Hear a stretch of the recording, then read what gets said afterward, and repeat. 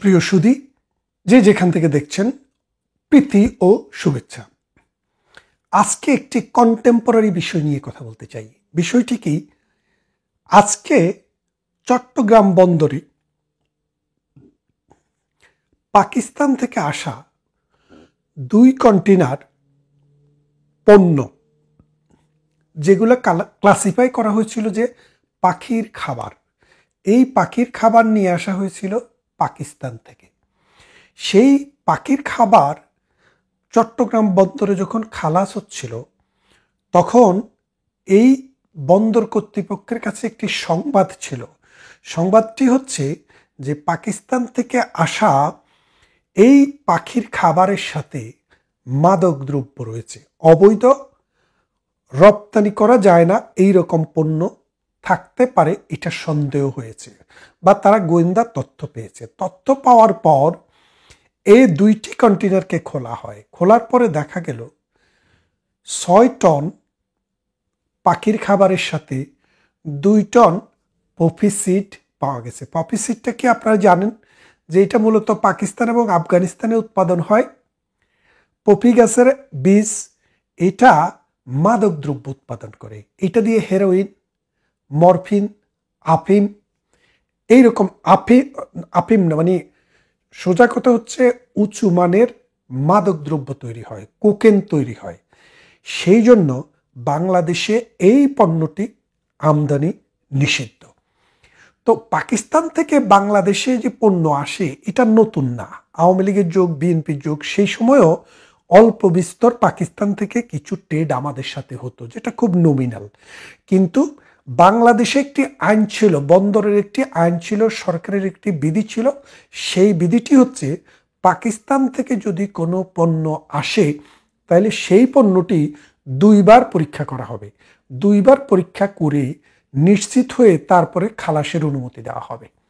তো ডক্টর ইউনূস আসার পর, ক্ষমতায় আসার পর, এই মৌলবাদী গোষ্ঠীরা যখন বাংলাদেশের এই সমাজ রাষ্ট্রকে কন্ট্রোল করা শুরু করলো, তখন প্রথম যে পরিপত্রটি জারি হয় ডক্টর ইউনূসের মাধ্যমে, সেটি হচ্ছে যে পাকিস্তান থেকে কোনো পণ্য এখন আসলে সেটিকে আর সিকিউরিটি চেক করতে হবে না।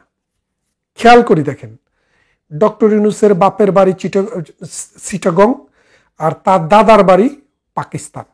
সেই পাকিস্তানের প্রতি যে তার মোহ, সেই পাকিস্তানের প্রতি যে তার আস্থা, সেই আস্থা বলে তিনি প্রথম ফরমানটি জারি করলেন যে চট্টগ্রাম বন্দরে আসা পাকিস্তানি কোনো জাহাজকে আর পরীক্ষা করতে হবে না, মানে ডাবল চেকের বিধানটি উঠিয়ে দেওয়া হলো। উঠিয়ে দেওয়ার পরে আমরা প্রতিবাদ করেছিলাম, অনেকে প্রতিবাদ করছে। এর প্রতিবাদ করার পিছনের কারণগুলো আপনাকে বলি।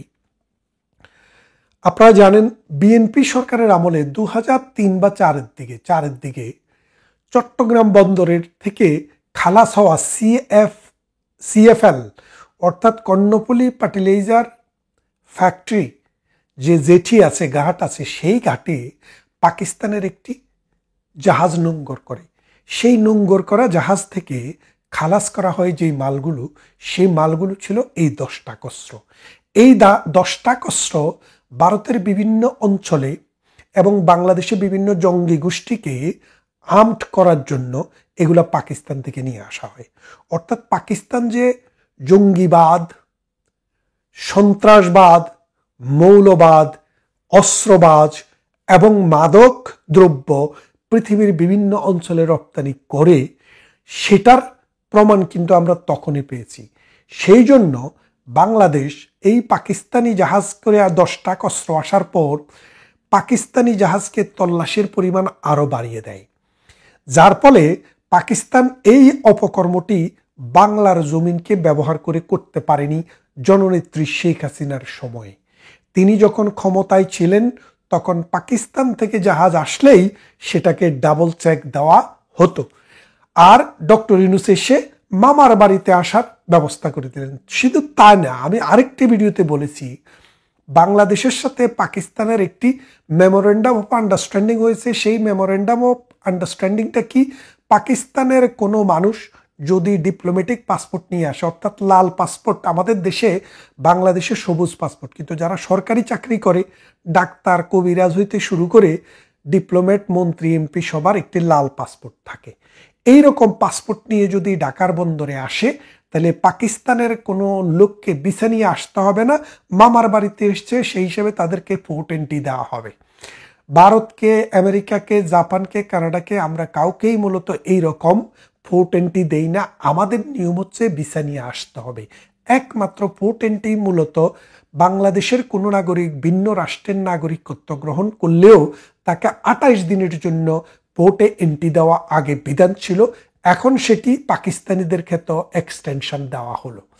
তার মানে কি দাঁড়াচ্ছে বুঝতে পারছেন? পাকিস্তান থেকে গোয়েন্দারা আসতেছে, সরকারি বিভিন্ন লোকেরা আসতেছে, বাংলাদেশকে রেখি করতেছে, সন্ত্রাস এবং বাংলাদেশের নৈরাজ্য এবং জঙ্গিবাদ কিভাবে বিস্তার করা যায় সেই জন্য কাজ করার জন্য পাকিস্তানকে ওই সুবিধাটিও দেওয়া হলো।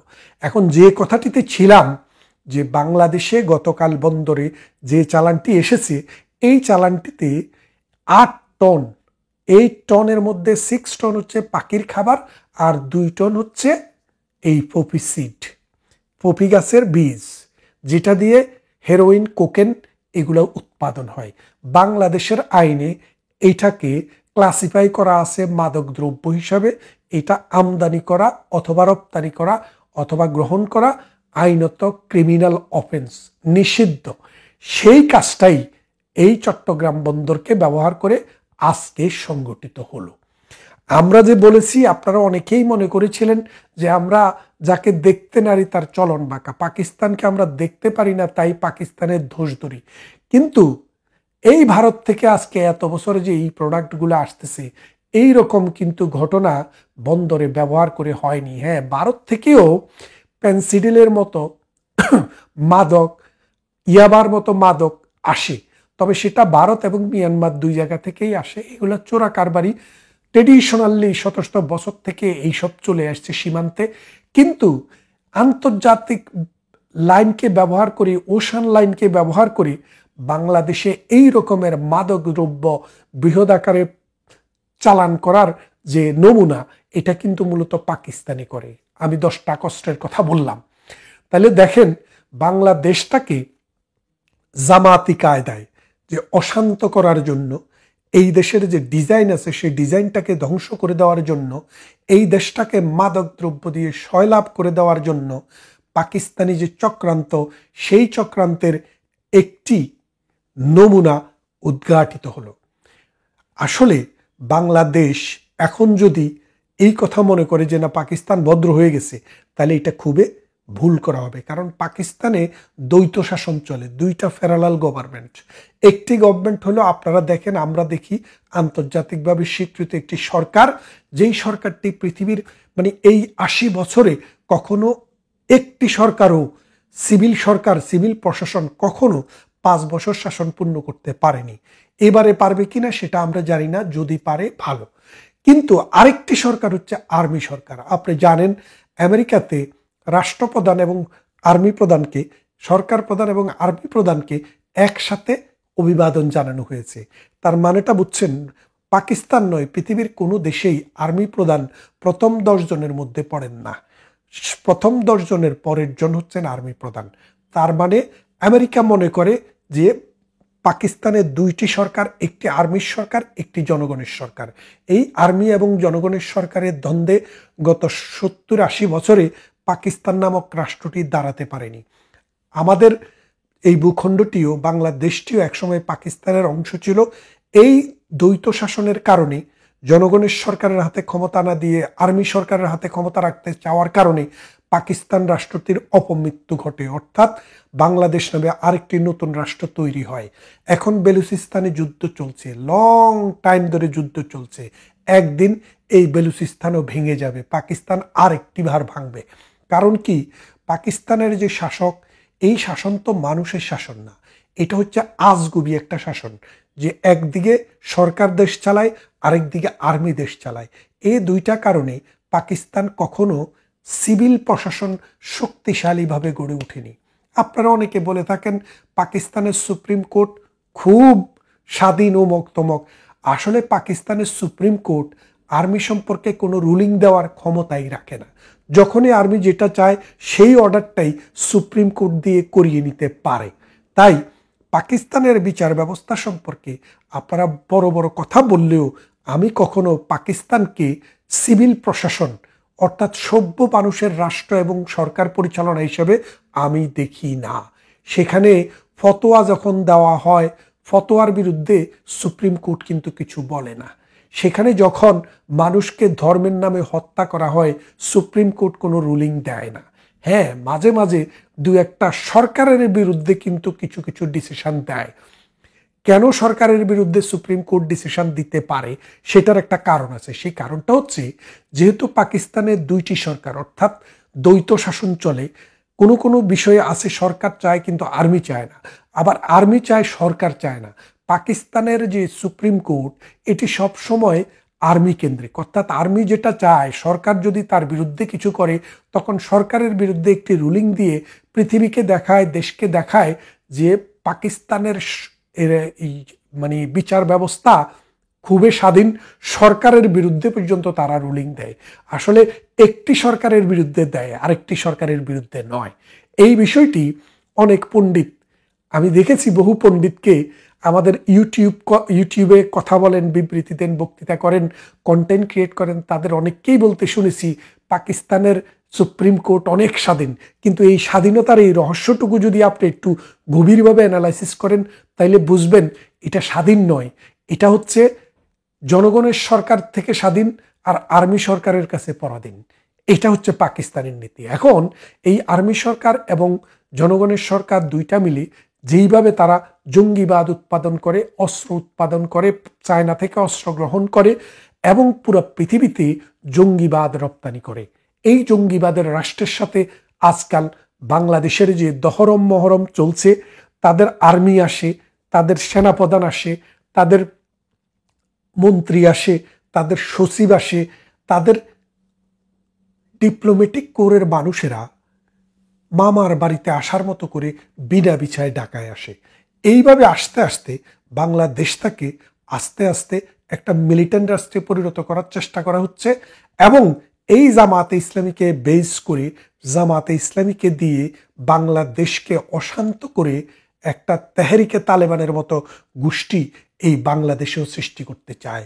আপনারা জানেন, তত্ত্বাবধায়ক সরকার যদি হতো তাহলে সকল দলের প্রতি এক সমান আচরণ করত, কিন্তু আজকের সরকার হচ্ছে একটা মৌলবাদীদের সমর্থিত এবং বিচ্ছিন্নতাবাদী সমর্থিত একটি সরকার, যার কারণে এই সরকার সবার প্রতি সুবিচার করতে পারছে না এবং এর ফলে পাকিস্তানপন্থী যেসব ন্যারেটিভ আছে, আফগানপন্থী যেসব ন্যারেটিভ আছে, তাদের কাছে তারা বন্দী হয়ে পড়েছে। মসজিদ ভাঙা হচ্ছে মন্দির, ভাঙা হচ্ছে অসংখ্য পীর ফকিরের মাজার। কেন? কারণ এই পীর ফকিররা আধ্যাত্মিকতা চড়ায়, বুদ্ধিভিত্তিক চিন্তার বিকাশ ঘটায়, মানুষের মধ্যে ভিন্ন মত এবং পথ সৃষ্টিতে সহযোগিতা করে। কিন্তু এই সরকার চায় শুধু মৌলবাদী চিন্তায় এই দেশটি চলুক। ভারত আমাদের পরীক্ষিত একটি বন্ধু, আমাদের বন্ধুপ্রতিম এই রাষ্ট্রটি আমাদের কাছে সাহিত্য, সংস্কৃতি, ইতিহাসের বিকাশে আমাদেরকে সহযোগিতা করে, অর্থনীতির বিকাশে আমাদেরকে সহযোগিতা করে, মুক্ত চিন্তার বিকাশে আমাদেরকে সহযোগিতা করে, গণ্ডি থেকে বেরিয়ে বিশ্বময়ে আমাদের মানুষ, আমাদের সমাজ, রাষ্ট্র যখন পরিচিত হতে পারে সেই জন্য আমাদেরকে সহযোগিতা করে এবং আমাদের সাথে যেই সব সমস্যা তাদের সাথে হয় আলোচনার ভিত্তিতে, আরবিট্রেশনের ভিত্তিতে সেগুলোর সমাধান করে। কিন্তু পাকিস্তান সেই লাইনের নয়।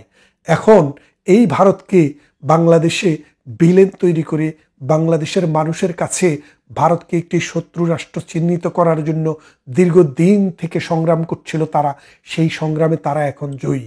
কিন্তু তারা জিতে গেছে, হেরে গেছে বাংলাদেশ, অসাম্প্রদায়িক চেতনা, মুক্তিযুদ্ধের চেতনা। আমরা বিশ্বাস করি আমাদের সকলের সম্মিলিত চেষ্টায় এই পাকিস্তানি জঙ্গিধারাকে আমরা বন্ধ করব, এই অস্ত্র আশাকে আমরা বন্ধ করব, পাকিস্তানি নাগরিকদেরকে ভিসা নিয়ে আসতে হবে, সরকারকে এই কথাটি আমরা জানিয়ে দিতে চাই এবং পাকিস্তান থেকে যে জাহাজ বাংলার বন্দরে ভিড়বে সেই জাহাজকে আগে যেভাবে 2বার তল্লাশির নিয়ম ছিল সেই জায়গায় আবার ফিরিয়ে নিতে হবে। এই ঘটনাটি ছোট হতে পারে, 2 টন পপি সিড হতে পারে, কিন্তু এটি দিয়ে আমরা ওই যে বলে না, একটি পাতিলের সব বাদ টিপে দেখতে হয় না, একটি বাদ টিপার পর আমরা বুঝতে পারি বাকি বাদগুলোর অবস্থা কি। আসুন পাকিস্তানের এই মৌলবাদ উৎপাদন, এই জঙ্গিবাদ রপ্তানি, এই অস্ত্র রপ্তানি এবং এই মাদক রপ্তানি করে বাংলাদেশের সমাজকে তারা ধ্বংস করে দিতে চায়, তাদেরকে রুখে দাঁড়াই এবং একটি সুন্দর সুষ্ঠু সমাজ বিনির্মাণে সামনের দিকে এই জাতিকে আমাদের শিক্ষা, আমাদের সংস্কৃতি, আমাদের ইতিহাস, আমাদের মুক্তিযুদ্ধ, অসাম্প্রদায়িক চেতনা এবং গণতান্ত্রিক ধারাকে সামনের দিকে নিয়ে যাওয়ার জন্য সবাই একসাথে কাজ করি। ভালো থাকবেন। কথা হবে অন্য কোনো ভিডিওতে, অন্য কোনো দিন।